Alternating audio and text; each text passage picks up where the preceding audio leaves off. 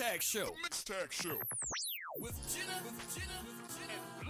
And Blue.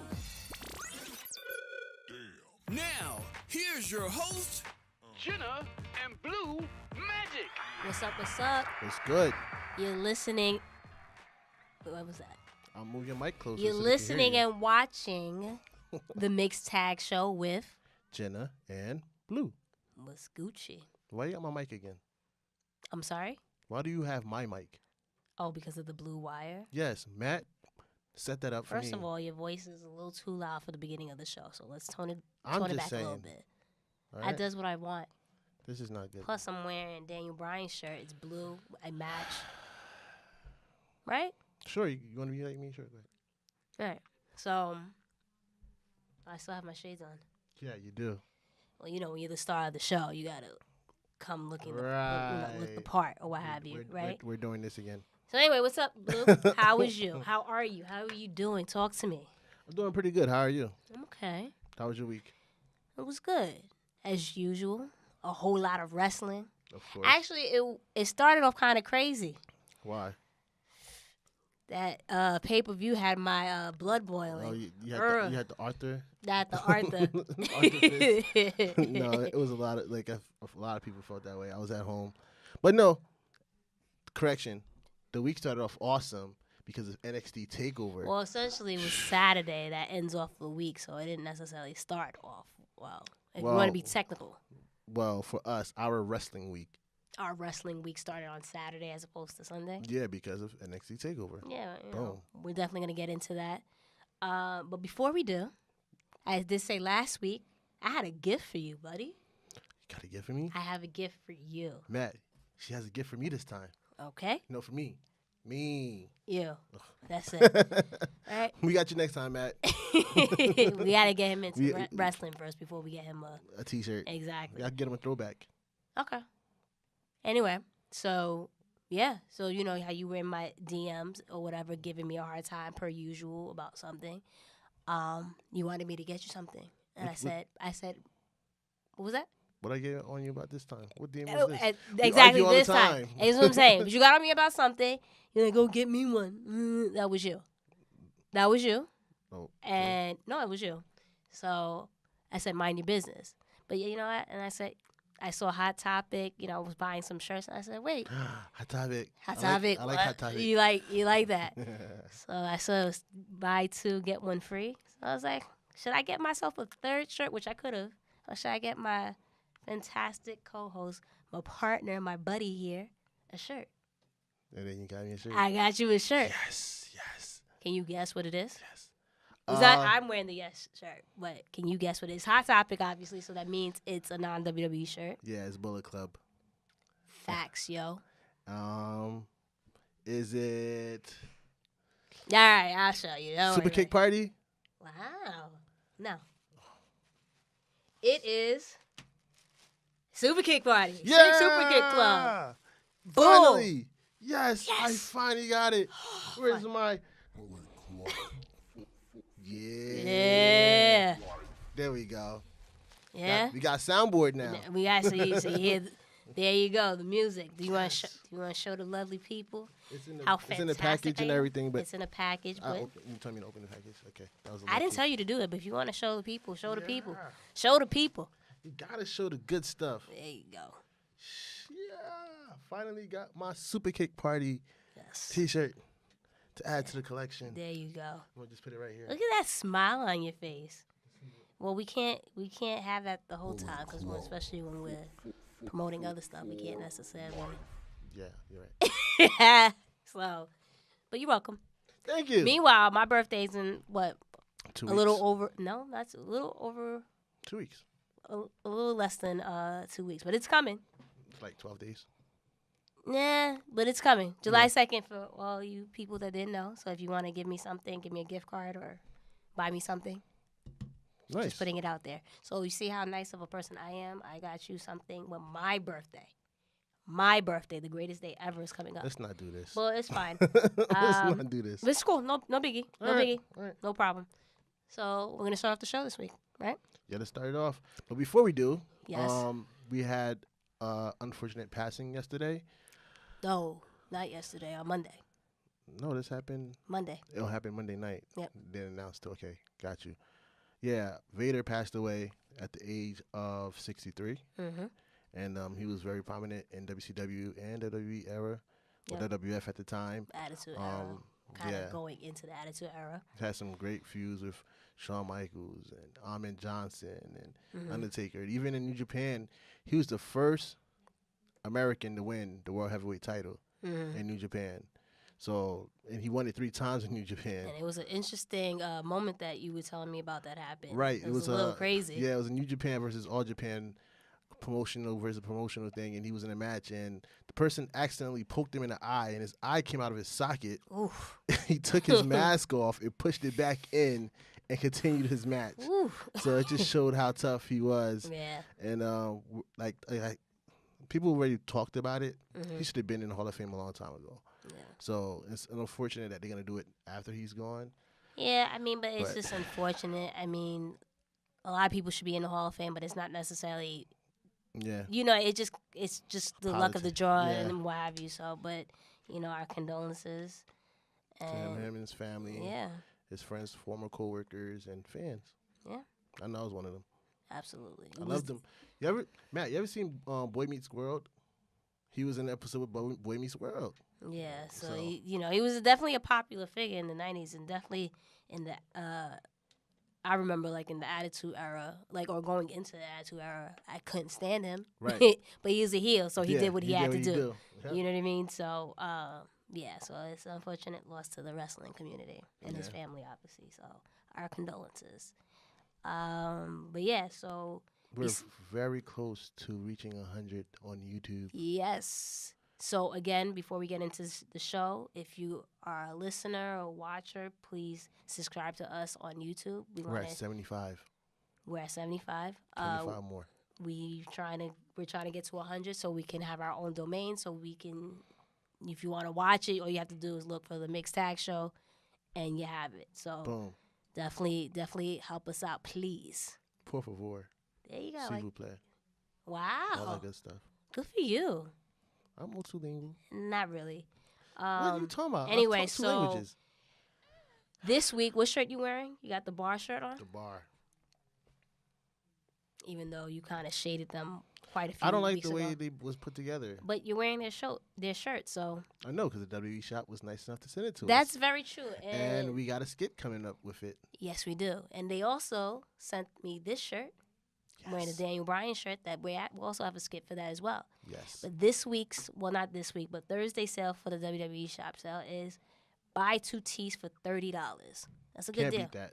Can't beat that. It's a good deal. And obviously today is Thursday, so they have their whole throwback tees up until SummerSlam. This week's shirt is Chris Jericho's Jerichoholic. Everybody was a Jerichoholic. I'm still a Jerichoholic. He's awesome. He's awesome. He's always awesome. What? Like, I'm agreeing with you. That laugh was was random, was weird. But yeah, so make sure you go to the WWE shop, get your shirts. Please click on our link. It will be provided in our YouTube link in the description box. We post it every Monday and Wednesday in our social media. At the Mixed Tag Show. Yes, so especially if you buy our shirt using our link, that helps us out. And if you show us that you use the link, we will definitely post you on our page. We've done it a couple of times. Yep. Pictures look fire. Yep. Everyone likes to be posted. So boom. Right? Yep. So just help us out. Because we're about to get kicked out because we didn't pay our rent this month, right, Matt? So we need the money. Help us out. Please. So that's it for the show, I guess. I'm going to head on out. Yep, we out. That's enough. That's it. I'm joking. No, the reason why I didn't want to get into this draft, that's why I said I was leaving. So if you want to continue the show, You don't want to talk about the draft? Not really. Well, let's talk about the draft. Thank God we got like a couple of weeks left because I'm super over this. Oh, I had a dope idea too. In regards to what? Next season. Okay. Well, as long as I don't have to be a part of that. So, No. In regards to me, like, having to be, No. We're commissioners, but it's like this dope idea I had. Okay. I'll tell you later. Well, tell me later. You can't tell them right now. No, so anyway, again, if you're an older or newer listener, watcher, we have our draft going. It's almost done. It's our fantasy draft, and you pick a few superstars, and for the next months, every week we basically have a point system that we grade each superstar and we tally them up, and whoever wins at the end of the season will have to do something, obviously between me and you. And once we open up for next season for other listeners, you guys will win prizes. Right. So definitely keep it locked, and we'll definitely open that soon. What size shirt you wear again? A 4XL. How about that? Oh, you want to wear that to SummerSlam? Cool, that's fine. No, I don't want to. I don't. No, no, that's no, fine with me. no. You No. gonna wear it regardless. No, I'm not gonna wear it. No. You Anyway. gonna wear it regardless. All right. So my team is the Queen's Court, and Blue's team or stable is Blue Magic Club. Bullet Club. Did you realize how they said Bullet Club? It's a subgroup, just like Villain Club, just like Super Kick So this Club. week, the Queen's We've been Court. through this. This week, the Queen's Court had a total of 119 points, which is not that bad. I really thought Pretty good. I thought it was a little bit worse, but Blue Magic Club actually killed this week. Yeah. 290.5 points. Wow, okay. Cool. Yeah. So in total, the Queen's Court has a total of 1,677 points, whereas the Blue Magic Club Bullet Club. has 2,368 points. So it's lit for I like this the sound. Blue I like Magic. the sound You board. like it, right? It's kind of dope. Wait till I add some more stuff to it. It's gonna. You're gonna be real extra. Oh, I mean, yeah. everyone knows you're extra, right? Right, But I guys? have to tell Matt to catch some of your outlandish, My outlandish. Excuse me. What does that mean? like the hashtag after that, and Yeah, Your- after that. yeah, we gotta get those on here. Anyway, so that's our points for this week's draft. So again, if you want to be a part of it, make sure you stay tuned and also go to our Facebook because that's where our Points are. points are. So yeah, man. So this week is a jam-packed week, so we're probably gonna do things a little bit different, right? Yeah, we're gonna do little things. Slightly, not too different, but we're definitely gonna cut some things out because we know we have a few callers that want to call in and definitely Exactly. give their opinion about this past Money in the Bank pay-per-view. So definitely interested to hear what people have to say. Plus you, of course, sir. Right? I want to hear what you have to say. All right. All right. So let's get into it. The first show of the week of our wrestling week was NXT Takeover. Takeover. Actually, before we get into that, I know you wanted to watch your girl Kiara Hogan on Impact. Did you get a chance to watch that? No, I've been like jam packed with my son, It's your girl. life. It's your girl. I mean, Yeah, make time for your girl. I know I'm gonna make time. All right. Well, remember they had a match. She had a match versus Tessa Blanchard. Yeah. And it was How a was no it? disqualification match. It wasn't good, buddy. I'm trying to get into Impact Wrestling. Trying to get into Impact Wrestling, but it was like, it's a no disqualification match. So it's like, shouldn't you utilize that more? Right. I mean, the only thing we saw, like, they were outside the ring, but it was like, Typical. yeah, typical stuff, but it wasn't like use of like weapons. You know what I Right. mean? The only thing that they used was like a chair, and I felt like it was too quick. I don't know, maybe because I wasn't really paying attention. I don't know, but not to say anything about them because they're both dope, wrestlers. But I don't know, the booking of that match wasn't that great. So I was Right. definitely excited, especially the way they hyped it up on like Instagram and what have you. Thought it was going to be crazy, especially when it includes women. But it didn't live up to it. So Gotcha. that's Impact Wrestling. that's You're that, not that's our helping me. that's our recap of Impact Wrestling. Yeah, you're not helping me want to watch. Any listeners or watchers that watch Impact and that's like what you do, let us know why. Let us know why. Tell us what we need to be paying attention to because I'm Right. trying to get into it, but still. So, but yeah, now we can get into Takeover. The real thing. All right, cool. Real thing. So we had our boys, Undisputed Era. My boys.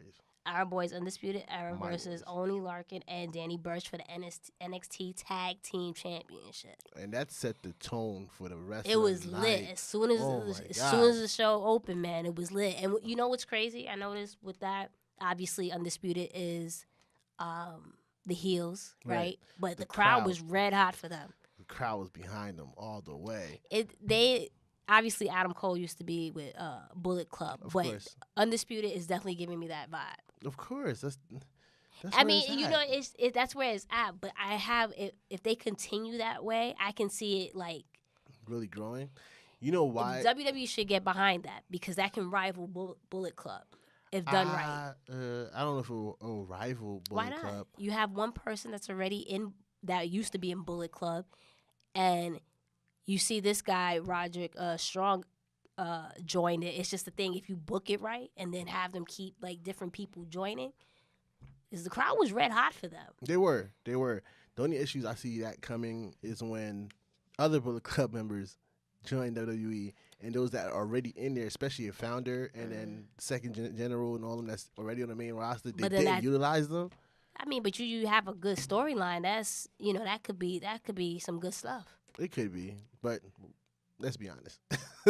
I know. I'm just saying, in a perfect world, yes. throwing out some ideas. See what sticks. But yeah, that match was very hard hitting. Yes. Like you said, at one point, Larkin and Birch became heels, kinda. Yeah, exactly. You could tell they had a chip on their shoulder. You can see kind of like the double turn yeah, type they was thing. like, word, y'all gonna cheer for them instead of us, and then it just took it to a whole nother level. And of course, Undisputed Era came out with the win. Yep. After it was a great start, and I'm like, yo, it can't get no better than this. This is a hot start. The Weeknd's already in trouble to follow that. Yeah. But then we follow up with Ricochet versus Velveteen My Dream. guy, Ricochet. Oh, my God. I told you how much I love Ricochet, right? Yeah, you've told me that plenty of times. He's like a dreamboat. Okay. Okay. But the man. No? Okay. The thing that caught me the most is Dream's outfit coming out. Your boy was channeling Hulk Hogan and what else was he channeling? Prince Puma. Which is Ricochet's alter ego over at Lucha Underground. Exactly. And it was just like, really? This is what you're going to go with? You know what it is? Dream is so good. So awesome. And I'm afraid, and we'll get into this later on in the show when we talk about our hot topics, but I'm afraid of his character going to the main roster. A lot of people are. Just for the simple fact that again, we'll talk about it during hot topic, but it's like he's a little edgy. He reminds me that kind of like Goldust, like that risque, right? You know what I mean, type character. And is that going to translate to the main roster in this PG? I think that it's kind of like Goldust, but not enough for it to be a problem. Whereas, obviously, it's not as risque. We didn't see Goldust as a heavyweight champion, but you gotta see Dream as a heavyweight champion. I mean, everyone. I think even am I not mistaken? John Cena said he's like right. So if John Cena, the former face or current face, I don't know, whatever he is, the tweener, says that like he's just money right now. I just wish that they would let him win some matches. Like, that match, he should have won. A lot of people feel like he's going to get called up, though. Do you think he's going to get called up? I think it's too soon. He got to wear a title down there, man. Not necessarily. He has to. He has to win it. I know. I understand he should, but it doesn't he's still young. Don't rush it. That's what happened. And I had this conversation with somebody on Facebook when, the releases that happened. No, another group. Sorry. Switching sides on me, man? No, I gotta stay within the wrestling community. Bring them on to you bring them over to the Make Sag show, fam. This was the point. I hired you. Really? You hired I hired you. You hired me. Yes, I hired you to make sure you. So I work for you now. What do you call me? Really? What do you call me? It's a joke. It's not a real thing. It's not real. I thought it was real life, baby. I thought it was real life. No. But what we were saying is that this is the same thing that happened with Apollo Crews. Excuse me, Apollo. Excuse me, Apollo. Like, he got called up way too early, so he didn't really get a chance to learn WWE's product. Yeah, and I remember when they had, they definitely, as he was getting called up, there was a lot of things they were changing up his finishes. I've never been a fan of Apollo, so See, that's my frat brother, so I have to. That's your frat brother? Yeah, that's my frat brother. Actually, he crossed the same time I did, so that's technically my sans, for those that understand Greek terminology. So, you guys know each other? No, but we've spoken on Instagram because of that. So Liddy. Yeah. So it's so I have you learn something new every day, huh? I want him to win. You know what I'm saying? You learn something new every day. Yep. Why you should have told me that? I mean, I thought I did. Nope, mention it of course before. not. No? Okay. But yeah, so that match was lit. It started off slow, but it definitely, picked up, especially when I believe when Dream basically started doing Ricochet's moves. that not only, but I even kind of before that, it was a suplex off the apron onto the. Oh my God, that spot. Whew. I mean, That even though it's spot. like it's a padded. Nah, but That's a long a fall. long fall. That's a long fall. And even when Ricochet went for the shooting star press to halfway across the ring, that's the first time I ever seen that attempted. It's just that whole match, the psychology in that match altogether was just well put together. And Ricochet won, so I was very happy about that. Even though I would have been happy if Dream won. They're right. both really I talented. thought it would have been good for Dream to catch that dub, but maybe they continue the feud. I would like to see that feud continue. Yeah. Maybe even get a stipulation type match, right? maybe, yeah. But then we had your girl, Yep. Shayna Baszler, Yep. Queen of Spades, right? Yeah, Queen of Spades. Versus Nikki Cross for the NXT Women's Championship. And I thought that was a good start as well. I text you maybe because I wasn't focusing because I was out playing beer pong. And did you win or lose? Oh, I was killing it. Don't even play me. I was killing it. I was definitely killing it. So, but anyway, besides the point. I thought I didn't care for it. I felt like it was another match that was slow, but then picked up. Right. And again, Shayna has really grown in her ring psychology. Mm-hmm. And Nikki Cross is just amazing. Badass, just I love her. She plays that crazy role to a T. Down to the part when Shayna had her in the sleeper hold, and like she's fighting, and then you see her smiling and just let go. It's like, really? That's just good psychology. It was just, it picked up. Right. A lot of people felt that Nikki was gonna get called up, which I didn't think they were gonna get called up. She was gonna get called up. Because Sanity debuted it this week, so a lot of people thought, she lost, so she's gonna get called up. I was hoping that was the case. I mean, yeah, but it's kind of like, do we want to keep calling up people? And again, we'll talk about this later in Hot Topics. But do we want to really keep calling people up, and then they're just not utilized? It's just like there's so much talent on the main roster, and we're gonna call up someone else who's amazing, and it's. You know what I mean? It's just gonna but I feel like fizzle out. She adds to the dynamic of I know. Sanity. And I know. I feel like even if she's not put into the women's division immediately, she would still have a role, just kind of like Zelina. You know what I'm saying? Like, yeah, I love Zelina and what have you, but it's just like Nikki's meant to be, and Zelina is too. She's a good wrestler too, but Nikki's is used as a wrestler. Right. So. And I don't know how much they're going to utilize. Cause remember when Sanity was down there, Nikki would get involved with the dudes. You know what I mean? Right. Zelina would too, but it was a different dynamic. You know what I mean? Yeah. Nikki just was crazy. Exactly. So it's just like, I don't think they would do that on the main roster. Just again, just how it flows differently. So that's why I'm scared. I would love for her to come up. I'm just really scared for her to come up. I would love to see her pop up on Carmelo on SmackDown. Like, hi. And Carmelo's like, what are you doing here? But that's not what we got. So not Nikki. Shayna won. She retained. Yep. But they were both good booked. job. She watches. Oh, she watches. Yeah, Does she? Okay. Yeah, she knows she's part of the crew.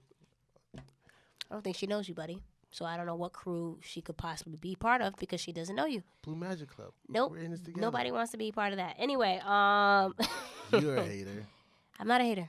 But anyway, she retained, and they were both booked strong, obviously, without Nikki tapping out, and then obviously Shayna winning. So it made them fun. I wasn't too impressed with the next match, though. I was with Alistair and Lars. I know you told me you're not a big fan of Lars. I'm not a big fan of Lars at all. I mean, it was a good match. It was a good match. There was some botches.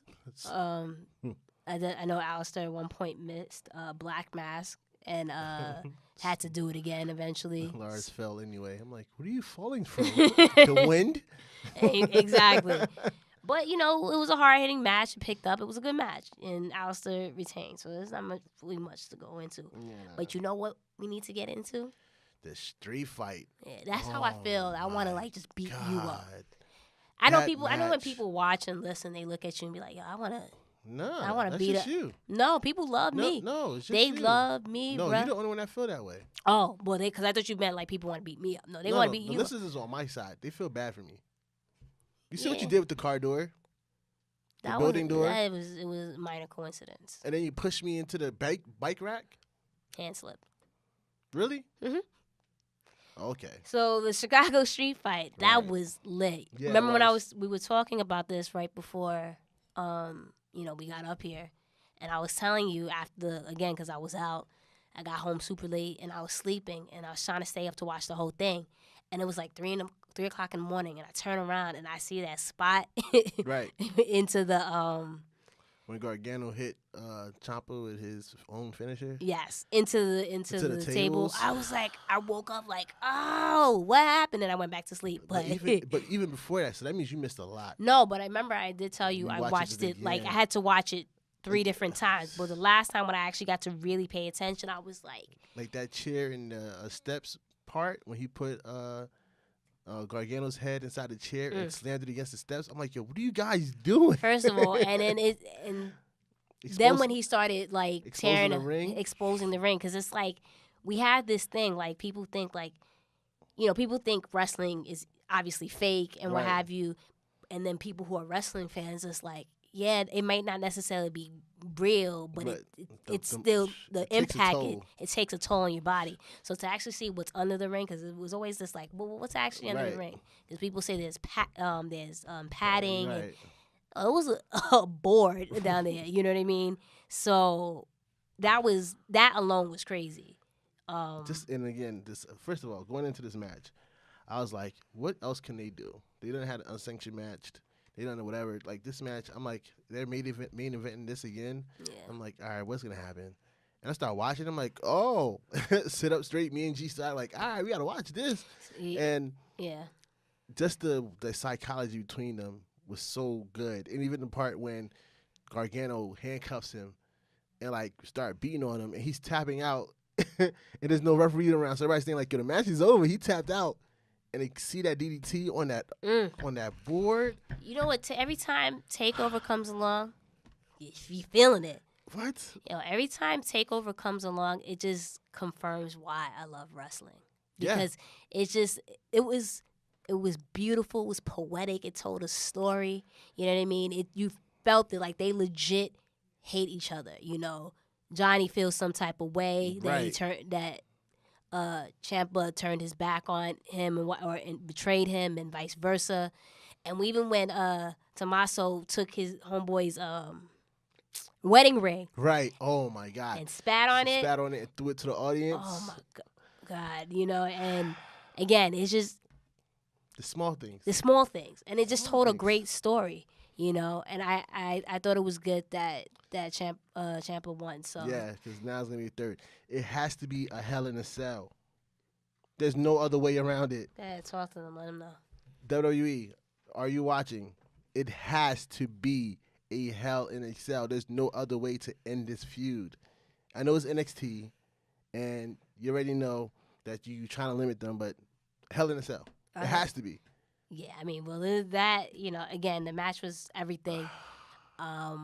Made me realize, like, damn, I should have been in Chicago just to see that. So again, but takeovers always do that. It's not one takeover you can say like, yo, that wasn't good. Like every time there's a takeover, they just And you question yourself, like, wasn't that better than the last one? Is this the best takeover ever? and every time it just keeps delivering. And it's not that many matches, like filler matches. It's just you get straight to the point, and it's always a good show. So 6 matches, this one, right? yeah. This is probably the most in a while. Usually be like 4 or 5 matches in a takeover. So for No, it was 5. 5, Oh, but yeah. around the average. But WWE got to start questioning themselves about putting takeovers the same weekends as their pay-per-views at this point, because It always steals the show. it does. Because after you see NXT, you'll automatically think, damn, tomorrow is the other pay-per-view and it's not going to be as good. Very true. But yeah, that was Takeover. But now we're really going to get into it with Money in the Bank. You got a sound for me? Let's do this one. that was completely random, bro. That had nothing to do with how we felt about that. Yes, it is. When you die, and you ever played Mario? Okay. And you die, and that's like your last life. Yeah. That's the sound. You're gonna have fun with this, aren't you? I am. All right, so yeah, we definitely have to talk about Money in the Bank. This pay-per-view probably gonna take up most of our episode today. Yeah. Right? So we have to really discuss this and really get into it. All right, so we'll get into it. So after TakeOver, we had Money in the Bank. Right. I wasn't too much of a bigger fan of it. I was in and out of it.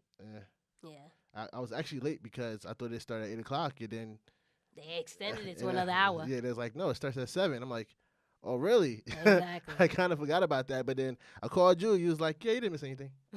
You really didn't. I mean, we had the kickoff match, which was the Bludgeon Brothers versus the Good Brothers. They should have won, but for whatever reason, the Bludgeon Brothers are still the champions. Right.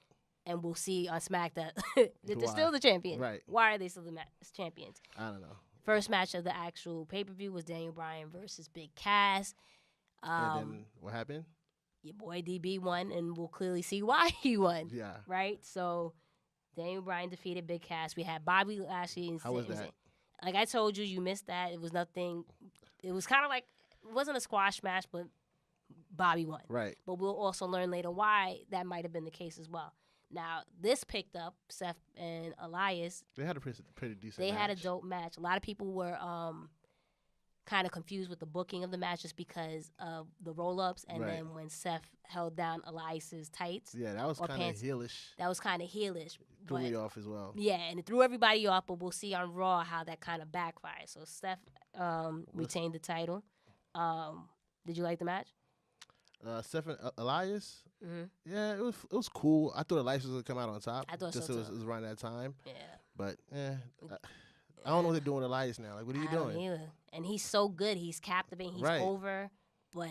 But again, we'll see how it plays out. Sorry, Mike. I apologize.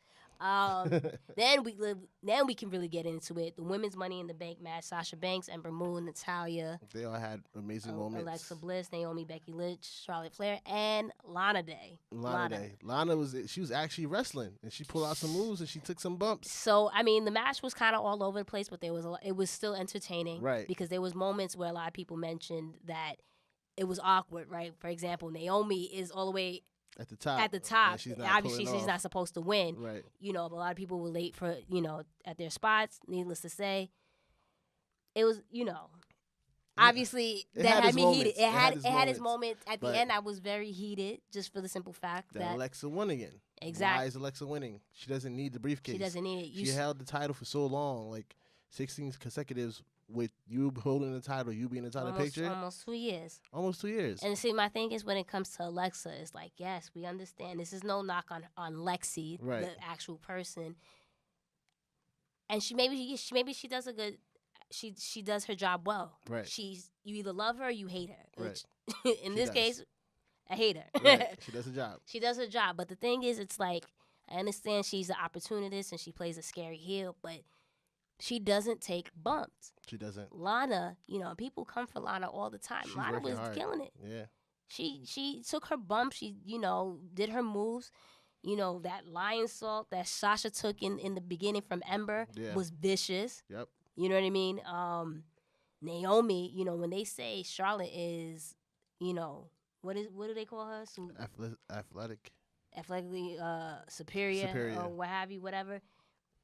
Yeah, Naomi blows that out of the water. She did that springboard onto the ladder. Yeah. And, all those spots that she did. Ember. Yeah. You know what I mean? Everyone hit their spots. Becky, you can see like a sense of urgency. Like Becky was like, I need this. And you see it again later on. So you see it later on, and it's like Becky needs it. You know what I mean? It's like obviously it's her character, but it's kind of like she, you can see that she believes in it, like that she did everything she could to try to win. And it's like, really? We're going to give it to Alexa? Right. You know what I mean? And it's funny, someone mentioned a couple of things I saw that, first of all, she had no sweat on her body. Nope. Everyone worked hard. Right. You know what I mean? You sweating bullets.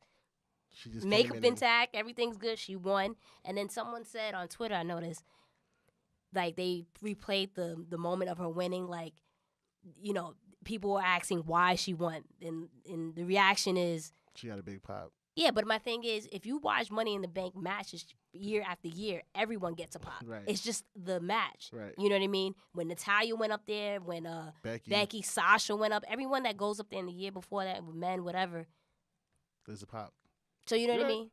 So, but I mean. Alexa is the winner of the Money in the Bank briefcase for the women's. Unfortunately. The Mixed Tag Show says unfortunately. we have a noise for that? I thought we were going to get some booze, but... I mean... Yeah. After that, we had Roman Reigns versus Jinder Mahal. Snooze fest. Especially to Blue. Carmella and Asuka for the SmackDown Women's Championship. We had a surprise guest. Quote-unquote surprise guest, even though we kind of spoiled it. Yeah. James Ellsworth came disguised as Asuka, scaring the both of them. Right. He revealed himself and his notion. Right. That it was him. Asuka was surprised and distracted, which gave Carmella the opportunity to give her a super kick. And I don't know what they're doing for Asuka. And it's really starting to eat at me because Asuka is so much better than... She went from being this dominant woman to, like, just what are they doing with her? Super kick from... I'm happy that Carmella still won. You already said it. Carmella's money. But come on, it's Asuka. AJ and Shinsuke had their final match, last man standing. That was the best match between them in the WWE. Best match. They was able to not hold no punches, and they were all out. AJ hit that phenomenal forearm through the table. Boom. Perfect spot. And just Shinsuke's facial reactions throughout the whole match is just like the highlight for anyone. Shinsuke is a beast when it comes to the heel and to the heel roll, and that, like you said, that phenomenal forearm was crazy. And then you had, your one of your favorite moves, King Sasha, a couple of times. So it was a hard-hitting match. I wanted Shinsuke to win because it's like, how many times is this man going to lose? But clearly we see, he has these other plans en route. Yeah, we see the Royal Rumble winners, they can't get it done. Nia Jax versus Ronda Rousey. Ronda surprised me. She did very well in her ring. I'm on board. Yeah, I'm on board. She with held Ronda. it down with Nia. She even had the chance to sell. She sold very, very well. And at one point, like, she was gonna win, and then Alexa comes in and spoils it all for everybody and cashes in and captures the women's title again. Let's not leave out a couple of spots. Alexa came out. She hit them quite a few times. Right. With the briefcase. Got Ronda out the ring and then went and attacked her some more. Right. Attacked Nia with the briefcase a couple of times more. Yep.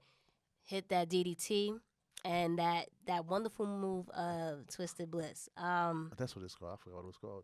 She hasn't used it in a while. What'd you think? We already know you're not for it. Yeah, I'm not for it. I ain't expect that to happen. I ain't want Leicester to win the Money in the Bank briefcase in the first place. It was a great cashing because it caught all of us off guard. And it was a good swerve. It was a good swerve. Good camera work. We didn't see her jump in the ring either, so it was too focused on. If we want to look at positives, tapping out, and then Nia tapping out, and then it's just like, nope, here comes Alexa. I mean, this girl doesn't need the title. Nope. As we mentioned, first of all, she didn't need the briefcase. She damn sure didn't need the title, but she has it. Here she is. She is the new Raw Women's Champion. Five time. Men's Money in the Bank briefcase match. That's not how you call it. It's the Money in the Bank match for the men. It was a pretty decent match. Everybody had their moments. I like how they all teamed up against Braun.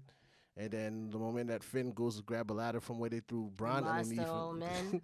Everybody threw ladders on Braun, and then you go back and try to get a ladder from where you just did that, and Braun's just like, nah, where you going? I'm still here. But see, my thing is, did Braun really need it? No, he doesn't need it. Because, again, the whole point of Money in the Bank is to give surprise moments. Not only surprise moment, but give those opportunity that would typically not have the opportunity to, for example, Kofi Kingston. Finn Balor. You know what I mean? Right. People that you just don't expect to necessarily always have championship matches. Braun is not dominant. So we have, what's it, Team Big, Little Big, Little Team Big. something, whatever. They predicted it. They was gonna win it. A lot of, there you go, and then They they won won. it. So you can't really get mad at that. What did you think of Money in the Bank? I give it like a C. And I wasn't too pressed for it. I Stole mean, the show that, for the weekend. Yeah, that went from Alexa blew mine. I was definitely annoyed. So let's go into our first caller right now. Hey, caller, what's your name and where you from? Oh, I'm Paul from Jersey. How you feeling? How you doing? I'm good, man. Hey, so we just, with the topic that we asking our callers, what did you think of Money in the Bank? I hear that sigh. What's going on? Talk to us. What do you think? What did you think? Money in the Bank was Money in the Bank. It happened. No, it wasn't as bad.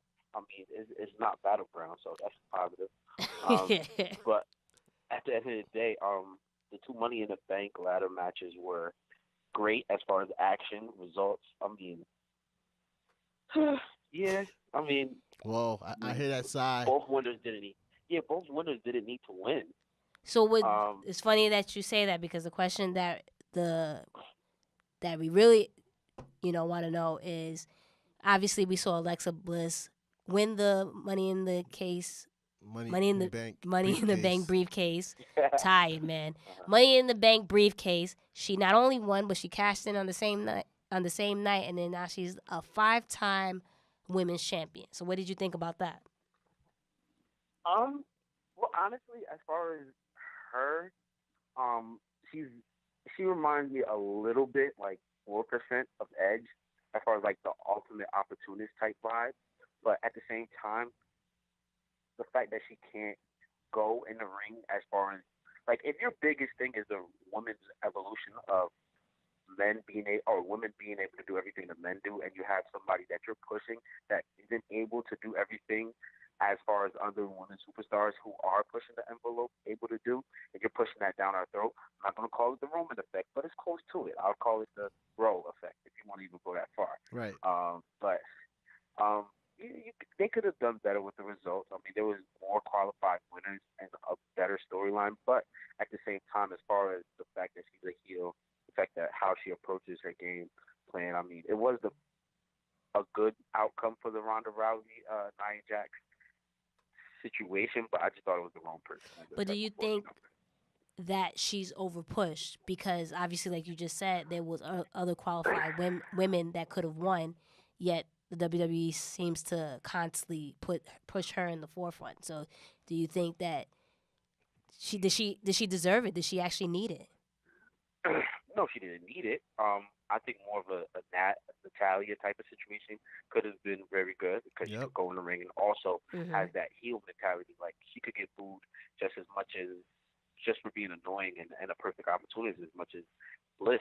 And it would have made changes the whole aspect of her character would push her. That would be more than one big heel, opportunist heel that they would have in the company. I mean, I just feel like they're just going to like what they see work, but not trying nothing new and trying to broaden their horizons, as you would say. And I think it would add more to the storyline if it was Natalya that came in and cost Ronda the match and stole it after everything that Ronda did to Nia. Obviously, because they were playing up to that storyline of them being friends and what have you. So that would have been something more compelling, because there's a story behind it. Right. So, but yeah. I'd say the Women's Money in the Bank was really good, only because of Sasha.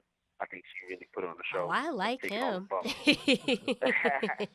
Also, Ember Moon. Ember Moon, Naomi. I mean, we talked about that. They're even Becky. Becky got a big pop when she was going up that ladder. I mean, but everyone, like, again, that what we mentioned before, everyone has a big pop, because it's kind of the excitement, like who's gonna win, and then when they finally climb that ladder, you know what I mean? But yeah, I mean, so element of surprise would have been great for Becky. So I mean, should have been, but it isn't. So it's sad. Yeah. All right, man. Thanks a lot for the call, Carl. Yeah, thanks for calling in. Anytime.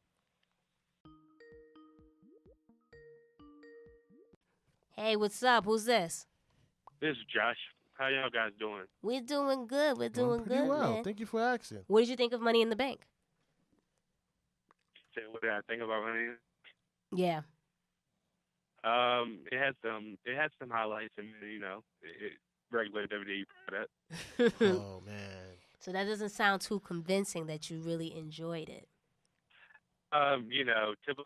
There was some highlights, and then they could have done without. Yeah. What did you think about Alexa Bliss winning the briefcase and then cashing in the same night? Do you think that she's just way too overpushed at this point? That were there other women that could have won? And I do. Who did you think should have actually won instead? Who do I assume to? Yeah. Well, they haven't really utilized Natalia. That's true. All right, Josh. Thank you for calling in. All right, no problem. All right.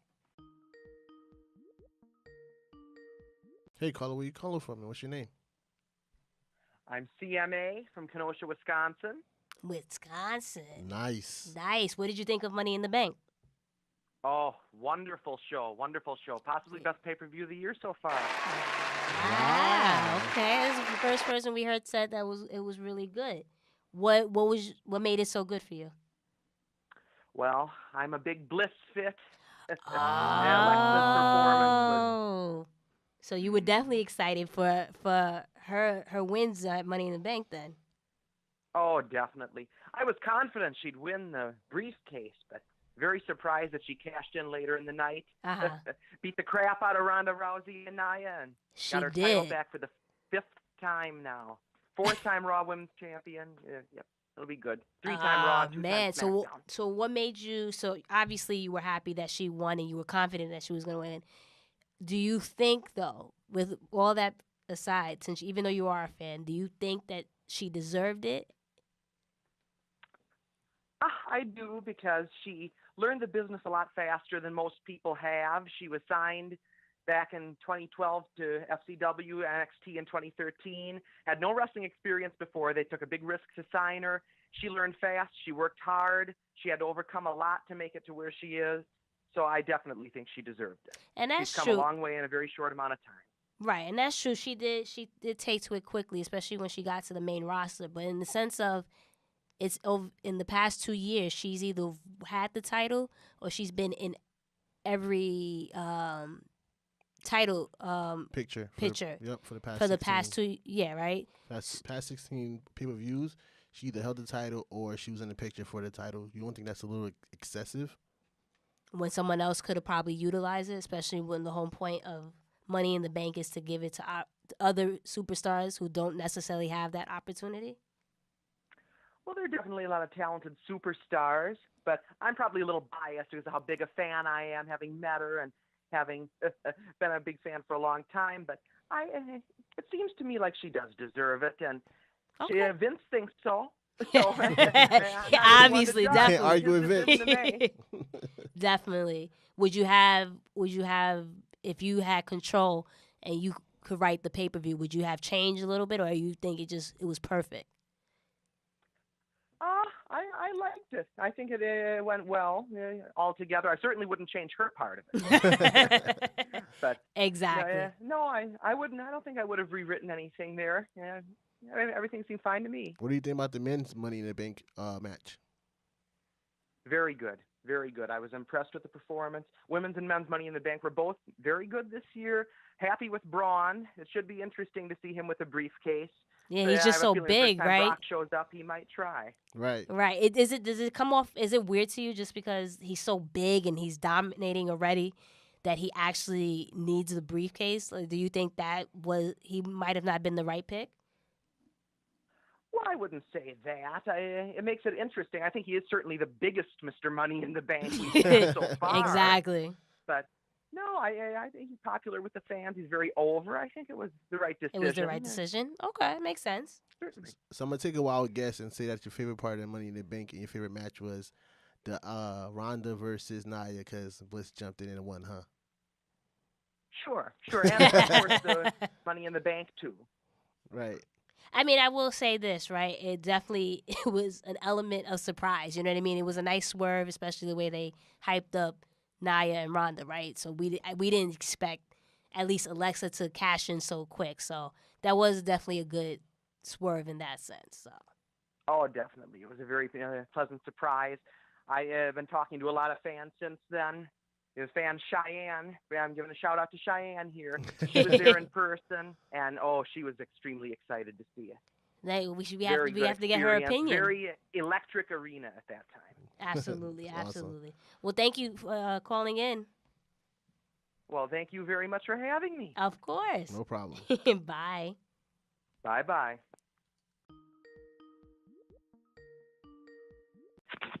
Hey, caller, what's your name and where you calling from? Hey, what's going on, man? This is Mike calling out of Connecticut. Connecticut. What's up, Mike? Home of headquarters. What's going on? What did you think of Money in How the you Bank? guys doing? We're doing good, We're thank doing you. awesome tonight. Thank you for asking. What did you think of Money in the Bank? I thought Money in the Bank was really good. I think it took a while. It took a while to pick up, but I want to say from the women's Money in the Bank, kind of like stole the show. As usual, the women always do their Bliss. thing. Oh, brother, don't get her started. Girl power, no? Why? What was? He said, "Don't get me started," but I'm like, girl power, right? Women's revolution. There you go. See, I like Mike. Mike is the man. I'm gonna switch him out. I'm gonna switch him out. He can be the co-host because you wow, a hater. Really? Yeah, man. You gonna do that to me? I'm gonna do that to you. What did you think? I can't step on his toes. He's doing the same. Thank you. Don't worry, I got your back if you do. What did you think about Alexa Bliss winning? And do you think she deserved it, or is she just over pushed? To be honest with you, I don't think she's over pushed. I mean, her hold character is just the best. The best. Just because I'm gonna be honest with you. I want to say maybe it was when she won the title a couple months back, and she kind of had like that tear-jerking moment, like, I can't believe it, and everything else like that. And then she kind of like switched it up on everybody and said, I only have to thank me. Right. I thought that was like perfectly done. At Elimination Chamber, right? Like you have to be able to pull everybody in. Yeah, at Elimination Chamber. But see, with that said, when you say the best, I mean, we've seen others before her that has played the heel part just as well, probably even better when it comes to like Charlotte and then maybe even Sasha and NXT. What makes Alexa the best? I mean, because I think before it used to be like you really wanted to either enjoy the face or you wanted to hate the heel. I just think really Alexa is that heel that you just want to love. Mm-hmm. Like you're supposed to like boo her and want to hate her, but when you see it, it's just kind of like, wow. Even when she's going on her heel run, it's just like you just can't help but want to cheer for her because she plays that character so well. Like I want to say like a female Miz. Okay. Like when Miz gets on that mic, man, it's like no holds barred. He's coming at your neck. So real quick, I have a question for you. How do you feel about Roman Reigns? Next question. Nah. But why do you say next question though?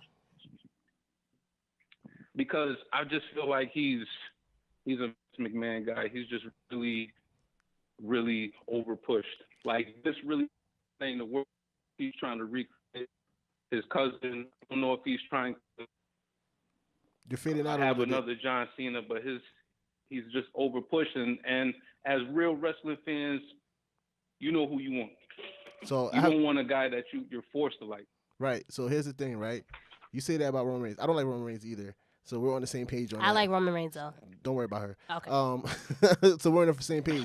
But I got a statistic for you. So for the 16 consecutive times, Alexa Bliss has held the title or has been in the title picture in all the pay-per-views for the past 2 years. Yeah, for 16 consecutive times. You don't feel like that's them pushing her on us the same way they do with Roman? Nah. I feel like they. Nah. What you mean? Nah. Nah. Because I could tell you, I'll tell you exactly why. I feel like they push more on like Sasha and Bailey. I feel like they push that more on us than actually Alexa Bliss. Like she's had her moment where she's taking losses, taking bumps, but yeah, she finds a way. It's not like it's like all right, here she goes. Now deal with it. I think we're watching two different programs, buddy, because they haven't really pushed Sasha and Bailey. They've done the whole we're gonna probably do it, but then not do it. And then with Alexa, we saw in Money in the Bank in the match, she didn't take any bumps. She didn't as like everyone else. They took bumps. She, for most of the match wasn't in it, and then as like an opportunist, which is what she's supposed to do. I get that, but for the majority of the match, she didn't take bumps, and she doesn't take bumps pretty often. So to say that she takes bumps and does this, and she isn't pushed down our throats when she's been in the title picture for almost 2 years. So to say that she's not over pushed or pushed down our throats is kind of not true, Mike. Okay, so do you think so in your opinion, you think she's been pushed as much as Roman Reigns? Yeah. Yeah. And when you think, actually, and then if you want to keep it 100, right? Because when's the last time Roman won the championship? He hasn't won it in a minute. He's not going to win anything. No, but that's a whole different ball game. As long as Brock's around, nobody's going to have a which chance is at true, anything. but even before, that's but a which moneymaker. you're right, but this is her 5th title reign. Let me ask you this: who has been in the picture as far as trying to take Brock down every single pay-per-view, though, or close to every pay-per-view, as long as Brock shows up? That's about the same amount of time. Right? Yeah, it's about the same amount of time which as is Alexa Bliss. Yeah, which is the point he's making. It's kind of similar, if not more. I don't think it's similar because even with Alexa Bliss, you've had other people who kind of like going at her. They've challenged her, even taking the belt from her. She just happens to get back into the title picture. But that's the point, because though. Honestly, but that's kind of the point, though, right? Really... Because if she got well, I mean, go ahead. Go ahead. No, go ahead. Yeah, because I feel like it may seem like she's been in that picture, but she has taken a back seat and she has been off the show for a couple of weeks, so other people can come along. Yeah, but that's when she was champion. Going back to you. What's that? That was when she was the champion. Like, she was the champion when they took her, like, when she was disappearing for 4 months. She was still the women's champion. She was still the champion, so it wasn't a situation where other women were fighting in the title picture. She was still the champion.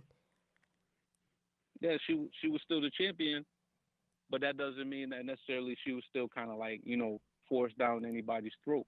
Okay, I hear you. I see these things as two totally different situations because with Roman, it's kind of like you have no choice but to kind of like look at him and see him every single week, hear what he's going to do. It's his yard, and the fans just can't take it. I don't see that same thing happening with Alexa Bliss because you know what her character is, you know who she's supposed to be. I've never known too many heels to kind of like be looking to take bumps as far as when they're in matches. They're trying to be opportunists. That's true. You have a point to a certain extent.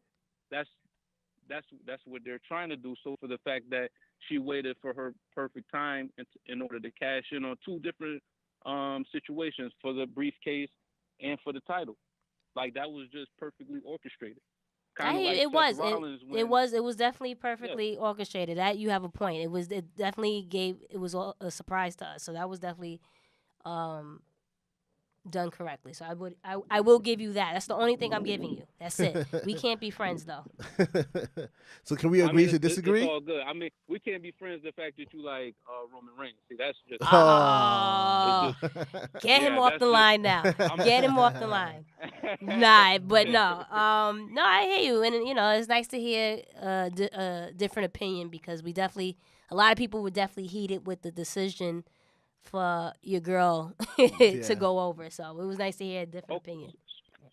So can I just ask you guys one quick question? You asking too many questions, man. No, go ahead. Go ahead. I'm messing with you. Go ahead. I just wanted to know, who did you guys want to win?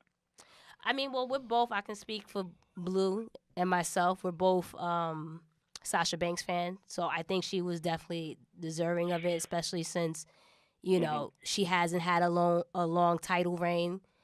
She hasn't really won anything at all this year. This year, she's been losing. Natalya would have been someone else because it would have made sense had Ronda won. You know, it's the whole friends thing, and or even if she did the same thing that Alexa did and cost her the match and then exactly, stole the title. exactly, It was or a better storyline. and then there you have Becky Lynch. Becky is definitely deserving of it. When's the last time she won the title? When they first got the SmackDown Women's Championship. So, I mean, I thought there was a lot of people that was deserving. I don't want to sound like we're bashing Alexa, and we're not the biggest fan, but it was more so like there's some other people that could have used right. that position a little bit more. To be a 5-time women's champion in a matter of 2 years and constantly being in the title, especially if, like you said, if she's really good at what she does, you know what I mean, then she can take a back seat and do other things and kind of elevate other women. She didn't need the Money in the Bank briefcase because the whole point of Money in the Bank is to give others the opportunity to possibly win a championship than before, any other time. You know what I mean? So, right. Yeah, so that's really, I really wanted Sasha. If you want to keep it 100. I wanted Becky. Yeah. You did want Becky. I did want Becky. Oh, so you switching sides on me. Okay, cool. Nah, man, I love Sasha, but I just wanted Becky a chance. I can understand Becky, because Becky would have been a great move, but yeah, and I knew Sasha wasn't going to win because they want to set up the Sasha Bailey. That's how I knew for a fact that Very true. That's true. That's true. All right, but yeah, thanks, Mike. We appreciate it, even though you're a Bliss fit, but it's all good. I mean, my girl is Mandy Rose, but she got 3 to 5 years to go. But well, we know who to call when we talk about Mandy, so we'll definitely keep you in mind. Oh man, please keep me on number 1, number 2 speed dial. Speed dial. Okay, we got you for real. All right, Mike. Thanks. Thanks, man. That's a different call. Yeah. Very nice to have. Another Bliss fit. Hey, caller, who's this and where you calling from? This is Calvin Spencer from West Palm Beach. Hey, Calvin. Wow. What's up? How are you guys doing? We're doing great. All right. What did you think of Money in the Bank? Specifically, did you guys talk about NXT already? We did. We did talk about NXT and how it was so much better and always does better than NXT. The other pay-per-views. It is. I'm just going to say this about NXT and then move on. Velveteen Dream is amazing. He's a hidden gem. And unfortunately, I think he's going to be in that Tyler Breeze spot where he has amazing matches and just, has that ceiling over his head because all the indie guys are going to, get pushed ahead of him like Ricochet, et cetera. I think the right man won in both of his matches at both takeovers, Aleister Black and Ricochet, but I hope he wins his next one because he is a top-tier talent. He is. He's freaking amazing. Big fact. Now, as for Money in the Bank, I specifically want to talk about the women. That's it. We're going to get into it. Let's talk about it. But I specifically want to talk about the women. I know how you feel about Alexa Bliss, Jenna. We've been talking about this for a while. But just for the callers and everything, I wanted Sasha to win. I'm a huge Sasha Banks fan, for those who don't know. But Alexa Bliss had the best cash-in, one of the best cash-ins of all time. Wow. Period. Man, she did. Male or female. I'm not gonna, as you know, Blue, I'm not the biggest Alexa Bliss fan by far. But it by far, but it was a good it was a good cash-in, and we didn't see it coming. So I will say that. Not at all. I was so shocked. I was like, what the WTF 30 times. And then she beat the hell. Thank you, sir, for Nia not cursing. This is a PG show. Yes. I had a feeling. So I'll just use acronyms. But it was amazing to watch. Again, I wanted Sasha to win. I'm a huge boss mark. But if it had to go down, I'm okay with it going down the way it did. And I like how Ronda got her revenge the next night because a lot of people are of the belief that, Alexa doesn't take bumps. Like, she never gets her comeuppance. They compare her to Stephanie McMahon. But she got her butt kicked. She did. She got her butt handed to her. It was a great segment. And then put through a table. It was huge. It looked like a great feud. It looks like they're kind of skipping over Nia there. But I'm excited to see Alexa versus Ronda. And, yeah, I'm looking forward to the future. So, but do you think, with all that said, do you think that Alexa is overpushed? And could it have went to someone else, especially since the fact... Let's talk about this. Let's talk about that. As of right now, Alexa Bliss is the most accomplished female in WWE. How do you guys feel about her being past Charlotte right now? I think is overdone. Like I said at the statistics I've been telling other callers is that for the past 16 consecutive pay-per-views, she either held the title or was in the title picture. I feel like that's a little bit too much for her. I mean, it was time that other people could got a shot. I understand that she's pretty good on the mic. Her in-ring abilities never really grew like it should have, and that's not her fault because they took her from NXT so soon. I just think that it's a chance for somebody else to grab the briefcase and elevate it. Like Natalya, we've said to other callers, Natalya would have been good in that position because they were like, yo, you screwed over Ronda, your best friend, to win the title after she did all the work. You know what I'm saying? Like, it was so many other storylines that could have went along with it. And Calvin, you already know, as you pointed out, being a Sasha Banks fan, right? Mm-hmm. Her NXT, you know Sasha's NXT heel run. Probably the best. Probably females from a woman, right? So for female, one of the best of all time, if not. Yeah, the best you know of all what I mean. Time. So Sasha 2015 is untouchable. Right, she was. As far as women wrestlers of the year, she was number one. So she made Izzy cry. You know what I mean? So I mean, so when we talk about Alexa, yes, she's the most accomplished, but this is storyline. It's given to her. You know what I mean? When we actually look at it, it's not like, oh, she won, she overcame it because it was all her. This is how creative pushed it. No, absolutely not. It's just she's this generation's Trish Stratus, and we have to deal with it. That's how they're pushing her. We have to accept it, whether we like it or not. That's just my objective opinion on the issue. But when you say this generation's Trish Stratus, Trish took some bumps. You know what I mean? Especially later on in her career, she improved in the ring. In the ring. She had hardcore matches, last man standing match. She fought men. She did stuff that the women today cannot do. And it hurts me to say off topic, I would love to see real intergender matches come back.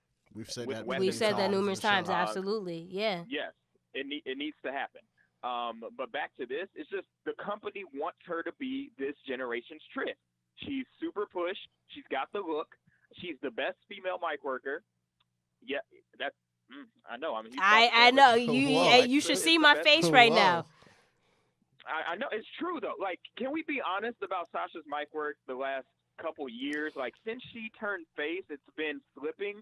I hope now that she finally got rid of Bayley, thank God, she goes back to the boss character and not giving a damn about anything, just saying what's on her mind at all times. I feel like she's censoring herself and it's hurting her. But things stand at this moment, Alexa's the best mic worker. But can we say though? Yes, when Sasha, as soon as she turned face, it was definitely obviously a struggle because she's so used to playing a heel and playing a heel well that it took some time for her to understand that role, and then eventually she overcame whatever awkwardness. But let's keep it 100. They said Charlotte was the best. Hold on one second. They said Charlotte was the best on the mic as well. As soon as she became a face, it wasn't the best. Now, if Alexa turns face, are we saying the same thing, or is it just the fact that when you're a heel, it's easier to play? For the last 2 years, we don't know, but we do know we're avid wrestling fans. We've been following the product intricately for many, many years, going back to the Attitude Era. So we know that it's much easier to be a heel and talk on the mic than it is a face. Only the absolute greats like Chris Jericho, Edge, etc., and The Rock can work heel and face Stone Cold on the mic and produce great content promo-wise. Mm-hmm. But we have not seen Alexa as a face since she was a pixie fairy in NXT. Facts. So when she changes back to face, then we'll talk about it. But for now, she is the best mic worker, even if she is a heel. It's just the way it is. It's just facts right now. So basically, your position is you're definitely okay with her winning and being the champion currently. I'm okay with how it went down. I don't think she was the right choice. I do agree with you guys saying she's gotten too much too fast, even though I'm a fan of her work. I think she does have need improvement in the ring, but as Money in the Bank went down, Alexa Bliss, I'm okay with everything that happened. Okay, and there it is. I think Sasha should have gotten out of her slump, and it would have been huge for her to be. There we go. That's the Sasha fan that I know. Yeah, it's true. That's how I feel about it. Sasha should have won to get out of her slump, but Alexa, I'm okay with the way Alexa won. All right, man. Thank you for the call. call. There it is. Thanks, Calvin. All right, thanks. You guys have a great night. You too. Hey, caller, who's this and where are you from? This is Dion, and I'm calling from Austin, Texas. Austin, Texas. Nice. How are you? I'm very, very good. How's everyone? We're good. Doing We're all right. good. What did you think of Money in the Bank? I thought the pay-per-view was great. I know there was a little bit of debate, if you want to call that, a debate over the winner of the women's Money in the Bank ladder match, being obviously Miss Bliss being the winner. Everyone kind of didn't like it. I personally think it was great. Oh, wow. But yeah, I thought it was great. I thought it was great that she won. I think it was the most heelish thing that creative could do to really make Ronda be more powerful. I was interested to see what was going to happen on Monday Night Raw, and it was exactly what I thought it was going to be. Alexa Bliss being the person who you just love to hate but hate to love, and Ronda coming off the most powerful person of that night. So now, with that said, so you were happy with Alexa winning, but do you feel, in the grand scheme of things, do you think Alexa is overpushed, and did she actually really deserve, even though it was we can agree that it was a good swerve and it was unexpected and it made good TV, but when you actually sit down and think about it, did Alexa really need it, and do you feel that she's overpushed? Did she really need it? Probably not. I mean, there's so many other people, obviously, in that match that could have benefited more from that, from the match. But I think, I just think she was the perfect person in the right position at the right time. I think if Charlotte won, I just don't think the match with Ronda would make sense.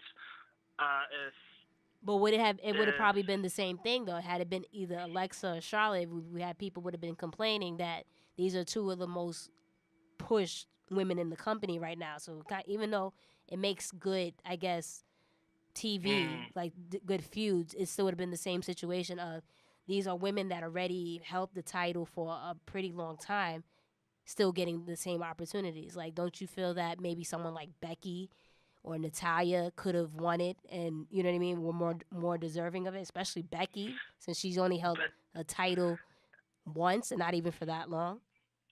Yeah, but as terrible as it sounds, like my background is marketing, so I automatically look at Becky. Does she create money for the company? Is she marketable? I mean, at the end of the day, of course, we want to give more opportunities to the talent, these athletes.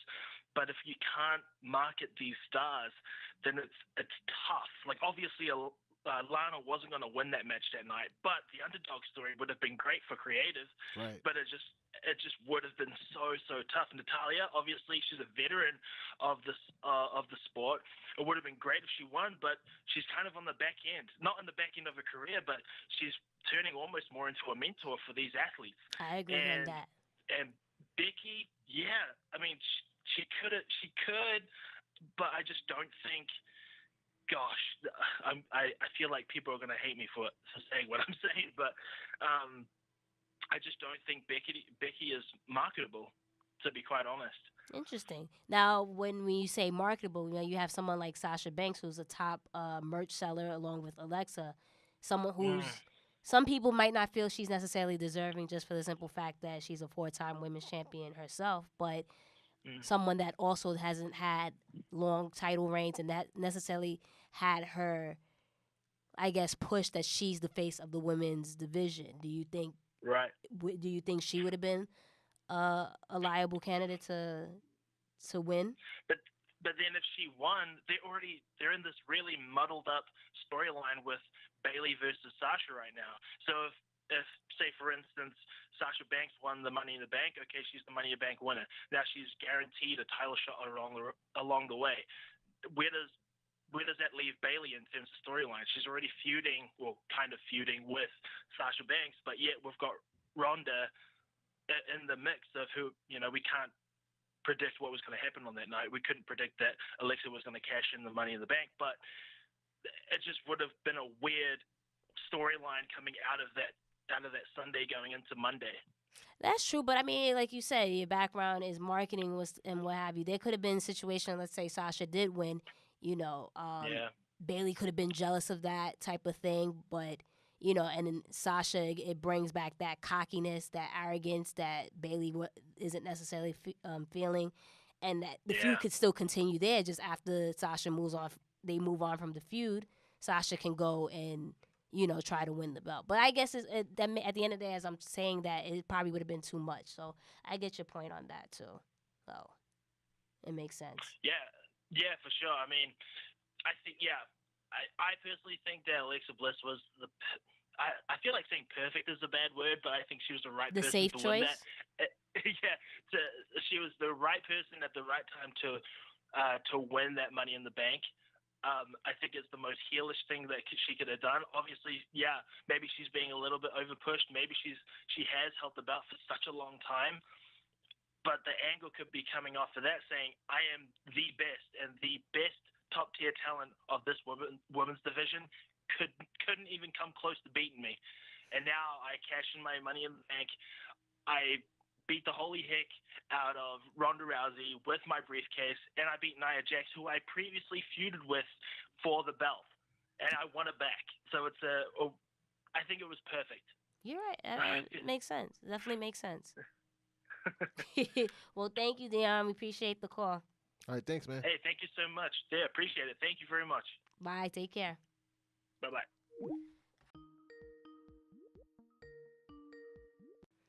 Hey, caller, what's going on? What's your name and where you calling from? Hello? Tyler from Connecticut. What's up, Tyler? What's going on? Yo, what's good, guys? What's good? Talk to us. You what did you think about Money in the Bank? Yo, Money in the Bank.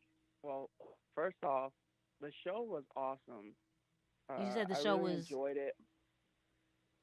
The show was freaking amazing. All the matches were awesome. Besides, that one part that we'll get into in a minute. But no, I thought it was good. Elias and Seth killed it. AJ and Nakamura finally. I think this was their best match overall. I think so. It was good. Yeah, and I mean, hey, Ronda and Nia was pretty good until someone decided to ruin that match. Someone. Yeah. Oh, wow. Who's that someone? Yeah, that someone. That someone so happened to win the Money in the Bank that night, Alexa Bliss. So I'm guessing. And I'm not a fan. I'm not a fan of that at all. Not a fan. I just think it was a waste of an opportunity someone else could have had, because Alexa won the title against Sasha after SummerSlam, had the title till WrestleMania, and defended it twice that whole time. So I don't know. I feel like it was too soon for her to win the title back, especially that way, winning the Money in the Bank. You could have. What's that? So now with that said, then, since obviously you thought it was a waste, who did you want to win and who you thought should have won? Okay, well, of course, if anybody knows who I am, Tico Kasenko, I am, just like Jenna, a huge Sasha Banks fan. So boom. Give that would have been give that really man an applause amazing right now. Sasha did that. Sasha, I think I would have loved for Sasha to win, but I mean, you could have gave it to Ember, you could have gave it to Becky. I mean, I heard Natalya was also runner up to win, so she could cash in on Ronda, and that could start their storyline. But I don't know. I just feel like Alexa was just a waste. I mean, you could have really gave it to anybody besides maybe her or Charlotte, because them two, they've won the title without a Money in the Bank. So I just feel like, I don't know. But Sasha, I would have loved for her to do that, because lately she hasn't been like used like Charlotte has or Alexa. Like she's just kind of been there, like, you know, surfing the wave. You know, they've been teasing the rivalry with her and Bailey, but they haven't really gone anywhere with it. So she's just been kind of sitting there on Raw, not doing much. So I feel like if she won, they could have, you know, turned her heel or something. You know, like I think it would have worked out better if Sasha won it. And could you imagine? Could you imagine all the shirts, Money in the Banks, that they could have sold? With right? That, right. That would have been money, right? I would have bought that. But so then, with all that said, like, Tyler, so you feel that is it safe to say that Alexa is overpushed? Definitely. Like I just said, her title run was pretty terrible. It was. Thank you, really because much. I feel like, you know, everybody that's called in has been, you know, bigging her up, saying she deserved it, and you know she's not pushed. Someone actually said she hasn't been pushed down our throats, when kind of she has been. If you've been in the title picture for the past 16, what is it, 16 months? Yeah, 16 pay-per-views consecutively. So, you know, to say that she's not over pushed, and she's not like, essentially her and Charlotte are kind of like the women Roman Reigns when you actually think about it. Yeah, I definitely could see that, but I don't know. Just Alexa, to me, I mean, I don't mind. Like, I wouldn't mind if she won the title again, like, you know. But it's just like the way they did that. It was just like kind of like just trying to give her all these accolades and stuff. Kind of like Charlotte too. Like Charlotte is kind of like that way too, because, you know, she's like Ric Flair's daughter. Yep. So like they got Charlotte on SmackDown and Alexa on Raw. It just, I don't know. I don't feel it. I feel like they should give more opportunities to other people. Like Ember could have won it. Like that would have helped her out. Becky deserved it. Naomi. Like there was plenty of people you could have gave it to that could have used that better. Like they could have done something with it, but instead they just gave it to Alexa, had her cash in, and now she's champion again. Just, I don't know. I'm not feeling it. You and me both. I'm included as well. All right, Tyler. Thanks for calling in. No problem, guys. I'll talk to you guys later. Okay. All right, man. Thanks. We have Raw. Of course, we know how, you know, it was going to start off pretty heavy. Right. Kurt Angle and Alexa came out basically, you know, congratulating her and the whole nine. Yeah. Ronda wasn't playing no games. Nope. Came out serious. Right. And, you know, she came swinging. She came swinging at everybody. She wasn't playing no games. She swung at everybody. Everyone. Even the officials. She came at Kurt Angle. Kurt Angle a few times. She came for his neck. She's like, I thought you were supposed to be looking me out. I'm like, oh, she done snapped. And we finally see Alexa Bliss take some bumps. Yeah, she went through the table. I suddenly stand Ronda. I'm a huge Ronda Rousey fan. So that was a good, refreshing opener. Yeah, but then they got Ronda suspended for 30 days, which I'm pretty sure that's what they really wanted to do. Right, because she's a full-timer. Right. So Seth Rollins versus Dolph Ziggler for the Intercontinental Championship match. And Dolph magically wins the title from Seth, and it's like... When you say that, the key thing is we see Seth try to do the whole roll-up thing again with the holding of the tights, and this time it backfired. So which a lot of people were confused with his booking, like, he's a face, why is he doing that? Right. You see how a face maybe try to take some shortcuts, and it doesn't work for him because he's the good guy. Yeah. So we see the bad guy show him how it's really done. Dolph Ziggler's the new Intercontinental Champion. Yeah, I think you should just went with Elias. Dolph Ziggler is like, he's in with McIntyre, so how does that help them? You definitely said Dolph and McIntyre has that whole Diesel and Shawn Michaels thing. Everyone is actually saying that. I didn't see it when you first told me, but everyone is literally... I still don't see it because, again, back in the day, Diesel was just in the background not saying anything. Right. Drew comes off more as Dolph's equal as opposed to behind him. So that's why I don't see it. Everyone keeps saying it. I still don't see it, especially when I feel... But that's the only difference is that Drew's talking. Other than that, that's his muscle. True, but I can also, you know, I can see True. Drew becoming a heavyweight champion, while Dolph might be the mid card champion. They kind of take over in that sense. So. But then that did happen with Shawn and Diesel. True. So maybe I guess that's the case there then. you go. Mr. Monster in the Bank, now they call Braun. Yep. That Monster in the Bank. Kind of predictable, but then it's like, okay. So in the meantime, we're gonna they basically are hyping this up. In the meantime, though, whenever Brock decides to show up, because that's your boy. When he's ready, he'll be there. All right. Yeah. Let him rock. Yeah, it looks like him and KO are gonna have a little feud. So, well, I guess it gives him something to do. Yeah. KO shows that he's clearly still one of the best, even though they kind of don't really have a direction for him. Right. They he'll find a way back in. Trust me, he's never too far out. That's it. Sasha Banks versus Bayley. Are we finally getting into this feud? Hopefully, because they've been teasing it for way too long. We've seen this done already, like the whole fight behind the stage, and then later on. But they had 4 or 5 segments though. It was a big focus on Raw. Yeah, because I guess they really pull the trigger this time. I just think that was the point of doing it the first time, and it's just like just being repetitive of the build. I mean, but it's the storyline. It's too slow. That's my point. It's too slow of a build. Well, I mean, you were the one that was saying slow burn. Yeah, it is, but it's too slow right now. Like, well, it looks like now they picked it up though, right? Because again, they had like 4 or 5 segments. You know, if Sasha finally had a breaking point with the losing and Bayley being overzealous, right? And you know, Sasha's just having her string of bad lucks. You know, it kind of maybe this obviously triggers the boss, the savage Sasha or whatever. We saw that brawl was vicious. Bayley picked the fight and Sasha wasn't having it and still, you know, did some damage.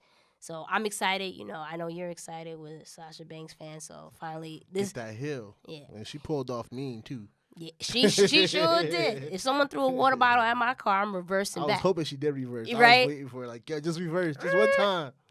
You know, but I feel like they were kind of scared to make her a heel because we're pushing Alexa. Alexa's the top heel, but you know, Sasha let her loose. Then it's a different story, right? You know what I mean? So Roman Reigns and Bobby Lashley, they had their little segment with Kurt Angle, how especially Roman, he feels he's entitled to the Universal Championship. Right. Another rematch, which we don't want. No, we have him and Bobby Lashley.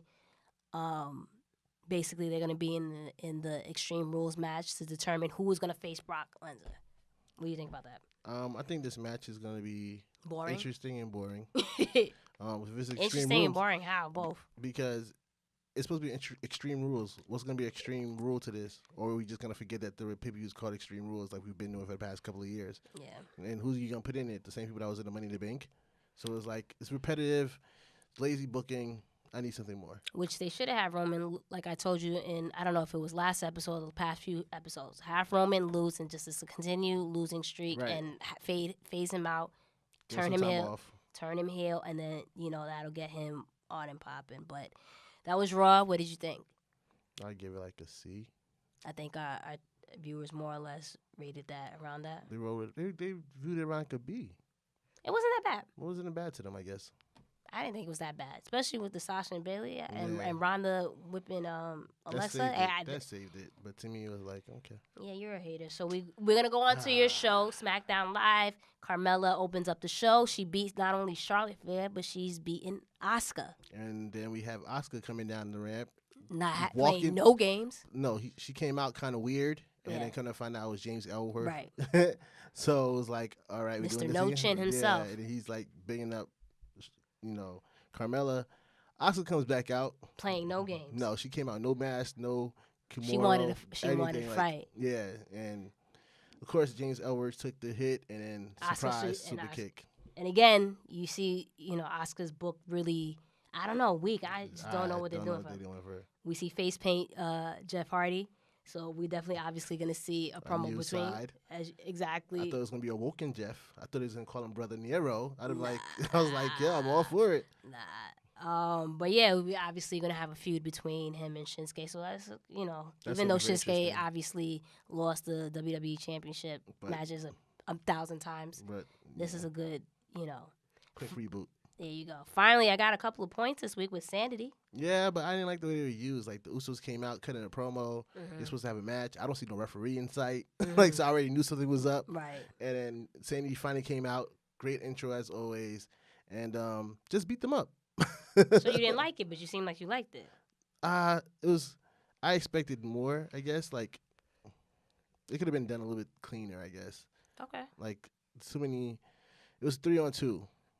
Essentially, they should have just had them. They just should have had them attack them backstage. Okay. We had the gauntlet match to finish out SmackDown. Daniel Bryan, yes moment. Yes. Which is funny. The irony when he came out just when the Bludgeon Brothers were leaving. Yeah, so there was a little stand. It was a little weird. Daniel Bryan faces Big E. Yep. Big E wasn't going anywhere. Defeated Daniel Bryan. Then Samoa Joe came out. It was a pretty good match between the two. Daniel Bryan got in the ring before he got counted out. Samoa Joe did. He got eliminated. That was a strong booking for Joe. Exactly. He's still strong. Daniel Bryan's strong. Yeah. You know. Then the Bludgeon Brothers, they still showing up, man. I don't know. I guess that's his next program is the Bludgeon Brothers. So who's his tag team partner? Let that man work by himself. We don't need him in a program with them. Needless to say, they came out, attacked him, and the opportunist, The Miz, came out, hit his skull-crushing finale. And pinned boom. him. So now this is, I thought, you know what I mean? Because I've been calling for this. This man needs to go for the WWE Championship already. I thought that was your moment. That was the moment, and somehow Daniel Bryan will sneak into that, and we'll finally have the match we've been waiting for 1,000 years. Right. Obviously, that's not the case. Nope. Miss Rusev Day came out, and Rusev Day. And Did I do it right? Yeah, good job. I give you applause. Okay. But yeah, he came out and basically they had a nice little back and forth going, and Rusev came out on top. You think Rusev is finally turning face? Yeah, this is his face turn right That's here. his face turn. Because even when AJ came out, laid the title out, shook his hand. Rusev didn't do nothing crazy, just shook his hand up. Mm-hmm. And then Aiden English is the one that tried to be slick, and then AJ knocked him down. And Rusev was like, what are you doing? Yeah, what are you doing? So it kind of showed that side of him, like, yo, chill. Relax. Yeah. Relax, buddy. So what did you think of SmackDown? I give SmackDown about a B. Of course you do. It was entertaining. Of course you're biased. No, I'm not biased. It flowed. It had a nice matches, not too much dead time. Left questions for you, like why is the Bludgeon Brothers attacking Daniel Bryan and what's next for him, and stuff like that. So. Especially when we talked about it a couple of weeks ago. He hasn't. We don't know if it's true or not, but he hasn't signed a new contract. Yeah. So what's the deal with that? But yeah, that was SmackDown. I thought it was. I rate that and Raw about the same. I thought they were both. No, I didn't say C. You said our viewer said the C. I said more or less Raw, or maybe I didn't. B. Okay. No, I said the viewer said B, and even for SmackDown, he rated the same. It was B. Okay, so you said C for Raw. So then, no, I think more or less a B. It was pretty entertaining. We had 205 Live. Nothing really happened except for the triple threat match between Hideo Itami, Buddy Murphy, and Mustafa Ali. That was a pretty good match. Per usual, you have 3 really good wrestlers. Hideo won. Yeah, right? so he's the new #1 contender for the Cruiserweight Championship. Boom. So we're not gonna really get into NXT just because it was just like recaps or whatever. Let's get into the heavy duty stuff. Right. Hot topics. Right. Big Cass. Yeah, has been released. He's from Queens too, bruh. I'm from Queens. Now can I get you was right? Remember? So then Sami Zayn. Oh wow, cool. Sami Zayn got injured. Yeah. Well, looks like you were right. Thank you. Big Cass, there was a lot of heat, right? Obviously, it was just too much going on with that, and he got released. Yep. And you can't teach that. It's unfortunate. But don't think he was connecting by himself, and I saw that once they broke him and Enzo up, that he wasn't going to connect to the guy. The mouthpiece was obviously Enzo. Big Cass was more. They got called up at the wrong time.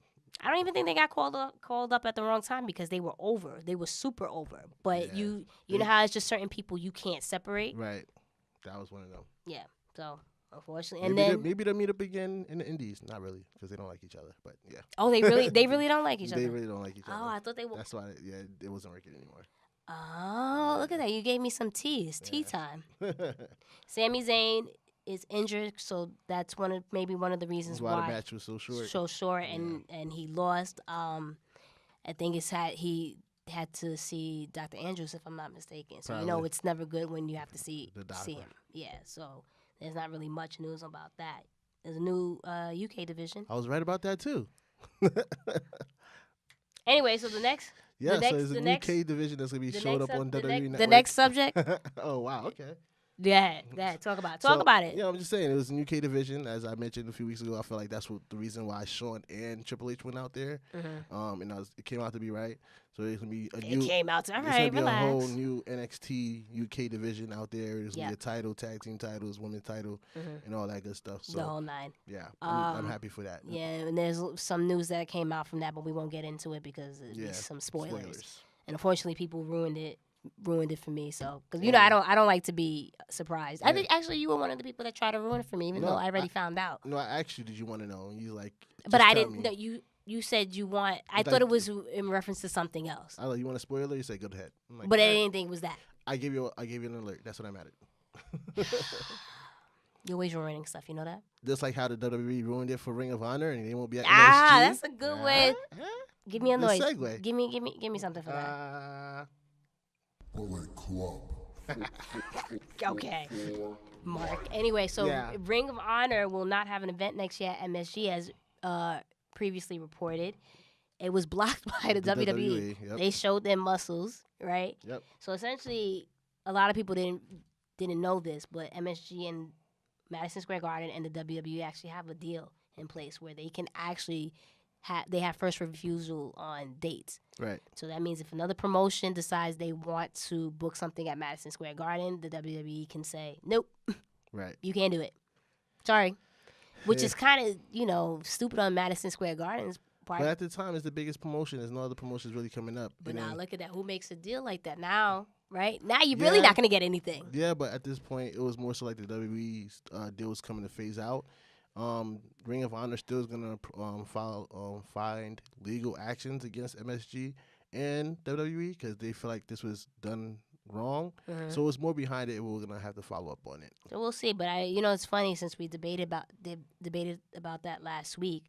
It was a pretty big discussion. I didn't think it was going to be so much of a huge discussion. Right. But again, a lot of people felt that the WWE should do more stuff with Madison Square Garden. And I understand you're Mr. Corporate. You work for the WWE. Right. Money, money, money. But at the same time, it's like, don't alienate home. Right. So, yeah. But speaking of, I guess, Ring of Honor and the whole and Bullet Club and what have you. Right. So now for All In, it has been announced by Cody and the Young Bucks that there will be productions for All In. Don't leave me anybody. It'll be streaming somehow, whether it be on TV, online, but they say they're going 100% with it. It's going to be streaming. As many people they can get to watch it. So it's going to be interesting to see what numbers they break this time. So for those who are not going, me. So you're not going? So I told you, I'm actually going to the Drake and Migos concert. Oh, okay. Shout out to my homie, Gotti, for getting those tickets. So sorry, buddy. Cool, that's fine. I could book my Airbnb already. You didn't sound too sad about that. No. Like, that's your choice. I invited you. My thing is, we're a team, aren't we? Yeah, but so why wouldn't you feel some type? Oh, we're not gonna get into our feelings after NXT Takeover. We're not gonna get into our feelings. And ask how does it handle NXT talents not being booked well on the main roster?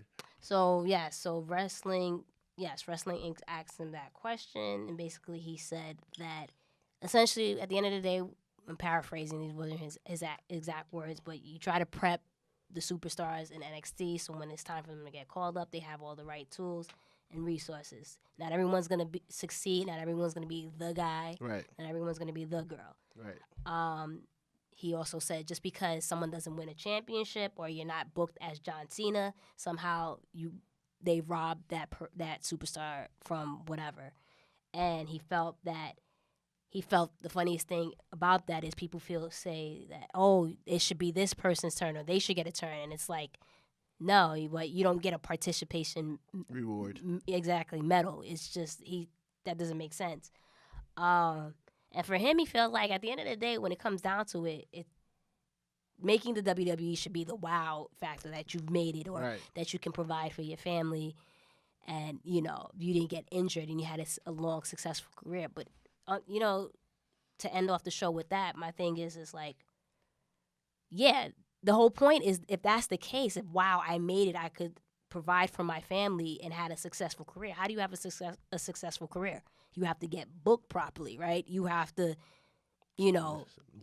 last in order to get the dollars and be able to support your family. Yeah, I get his point that not everybody could be The Rock, Triple H, Austin and Cena and all that. But we get it, and no one's saying everyone has to do it. But you see, there's a kind of a I want to say like the people that were hot in NXT. So Shinsuke, right? The Revival, AOP, Finn Balor, Asuka, all these people, the Ascension, all these people, Tyler Breeze. My guy. Ty Dillinger. My guy. Even Sasha Banks. Yep. Bailey, Becky Lynch, all these people that were successful in NXT. It's somehow it feels like once they come up to the main roster, Vince feels like, nah, I gotta cut you short. Exactly. Whereas people like Alexa Bliss, who maybe or who else didn't get really necessarily noticed, Elias. Right. These people went under the radar. So since they didn't get the attention, and I didn't create these people, I'm going to promote them. And I don't know if that's said often or what, but I just noticed there's like a correlation to that. And yeah, I see what you're saying. You know what I mean? Yeah. And it's just like, yeah, you don't get participation medals or what have you, but when in Triple H's era, it wasn't just Stone Cold. It was The Rock. Right. It was him. It was Kurt Angle. Right. Undertaker. It was Taker. It was Shawn. Kane. It was Shawn. The list goes on. With the tag teams, you had Hardys, you had Edge and Christian, you had the Dudleys, you had the Outlaws. So for him to say, maybe he's trying to just, he's a corporate guy now. He's a corporate guy. He doesn't want to say too much. Right. He's just buying his time till he takes over. Yeah, because if that's the case, if not everyone's supposed to get booked as the guy and girl, then why do you book them like that in NXT? Yeah. You know what I mean? So I don't know. It's unfortunate. Again, hopefully the tide turns because we can't keep having the same people. Alexa Bliss. Charlotte Flair. Roman Reigns. Brock Lesnar. He's a part-timer. He's hardly on TV. He's there. And he has the title. And he's trying to help. He's doing what they told him. He's not helping anybody. Anyway, leave my man out of here. Whatever. So we can't have the same people continue to be booked strong while others such as Sasha Banks, Bayley, Finn Balor, Becky. Free my people. Free my people. The Revival. Ascension. Tyler Breeze. All these people that Ty Dillinger, you know what I mean? Right. All these Kevin people. Owens. Shinsuke Nakamura. Right. Let's keep playing this game. Let's keep going Samoa Joe. Hello. But yeah, you gotta give him we gotta switch it. Andrade, we haven't seen it, even though we know Sin Cara was injured, but let's do something. Let's do something else. It's a crazy show, man. Right? Yeah. On that note, that's our show. Make sure you go to WWE shop link at the bottom of the description or in our bios. Today's shirt is Jerichoholics. Yep.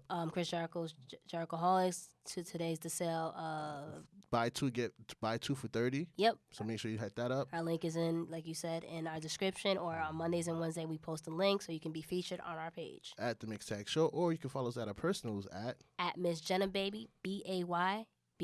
I feel like you should. And at Blue Magic Grind, as it said, as spelled as it sounds. Make sure you subscribe to our YouTube. We try to hit 100. We have 75. We have a giveaway soon, so you guys can tag people and tag the next person. Tag your moms, tag your auntie, your auntie, uncle, cousin, baby mama, baby daddy, everybody. Your baby, someone, your dog, someone. We're trying to get up there.